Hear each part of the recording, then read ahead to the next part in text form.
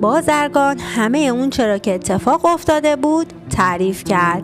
پیرمرد با دقت حرفای اونو گوش داد و گفت: حکایت قاضی خردمند. روزی روزگاری در یکی از شهرهای کوچک ژاپن بازرگان ثروتمندی زندگی می‌کرد که دختر بسیار زیبایی داشت. بازرگان به دختر خود علاقه زیادی داشت و هر جا می‌رفت اون رو هم با خودش می‌برد، به طوری که همه مردم شهر دختر اونو می‌شناختند. روزی بازرگان تصمیم گرفت با دختر خودش به قایق سواری بره. وقتی دختر داشت سوار قایق میشد پاش لغزید و افتاد تو آب. جریان آب که بسیار شدید بود اونو رو بود و از ساحل دور کرد. بازرگان وحشت زده داد و فریاد کرد و گفت: کمک، خواهش میکنم کمک کنید، دخترمو نجات بدید، خواهش میکنم. مردم به کمک اون اومدند و چون جریان آب بسیار شدید بود دخترم دیگه توی آب دیده نمیشد.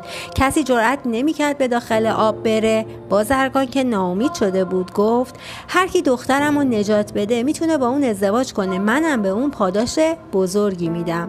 در میان افراد که در ساحل جمع شده بودند کسی بود که سرنوشت مردم رو پیشگویی میکرد و گفت: من به شما میگم که جریان آب داره اونو به سمت جنوب میبره.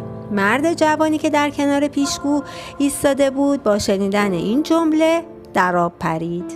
اون با تلاش و کوشش بسیار دختر رو از آب گرفت و به ساحل برد. مردم با دیدن دختر آرام شدن. دخترم خیلی آب خورده بود، بیهوش بود، کسی نمیدونست که اون مرده یا زنده. پزشکی اومد و دختر رو به هوش آورد و در واقع اونم دختر رو از مرگ حتمی نجات داد. کمی نگذشت که مرد پیشگو از بازرگان پاداش خودش رو خواست و گفت: چون من مسیر رو درست گفتم باید با دختر شما ازدواج کنم. مرد جوان که دختر رو از آب گرفته بود پیش آمد و گفت: چرا اون باید پاداش بگیره در حالی که من جان خود رو به خطر انداختم و اونو نجات دادم؟ پاداش و ازدواج با دختر حق منه. پزشکم که هنوز اونجا ایستاده بود گفت: من کمک کردم تا دختر به هوش بیاد و جان خودش رو از دست نده، پس من باید پاداش بگیرم و با اون ازدواج کنم. هر 3 نفر بحثشون شد.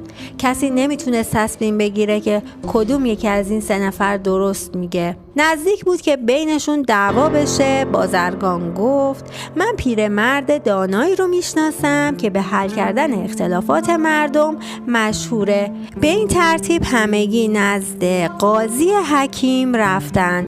بازرگان همه اون چرا که اتفاق افتاده بود تعریف کرد. پیرمرد با دقت حرفای اونو گوش داد و گفت: این حق شناگر جوونه که پاداش بگیره و همسر دختر بشه، چون اون بدون توجه به خطر از دست دادن جون خودش رو تو آب میندازه و تلاش میکنه تا دختر رو نجات بده. بازرگان که دیگه متقاعد شده بود اجازه داد که مرد جوان با دخترش ازدواج کنه.